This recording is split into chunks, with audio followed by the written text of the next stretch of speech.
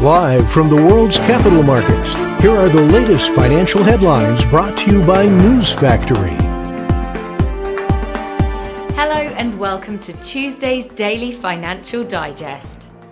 The US API weekly crude oil stock will be released at 20:30 GMT. The US NAHB Housing Market Index at 14 GMT.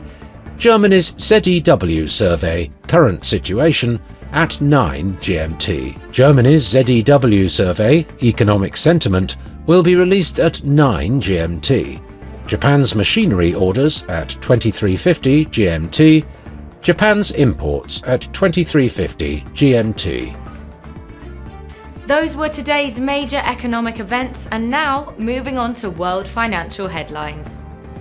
Stock indexes stayed higher after last week's losses as investors took heart from reports that Iran was seeking to end hostilities with Israel and stayed confident in their predictions for a busy week of central bank meetings. Crypto exchanges Gemini and Coinbase are reportedly set to secure licenses to operate in the European Union, marking a significant step in their expansion under the newly implemented Markets in Crypto Assets regulations. Oil prices slipped $1 per barrel in volatile trading after reports that Iran is seeking an end to hostilities with Israel, raising the possibility of a truce and easing fears of a disruption to crude supplies from the region.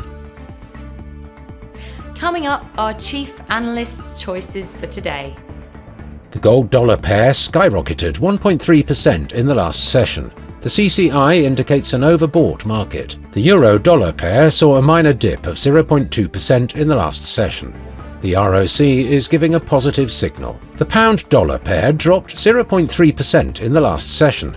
According to the Williams indicator, we are in an overbought market. The Aussie dropped 0.7% against the dollar in the last session. The ultimate oscillator is giving a negative signal.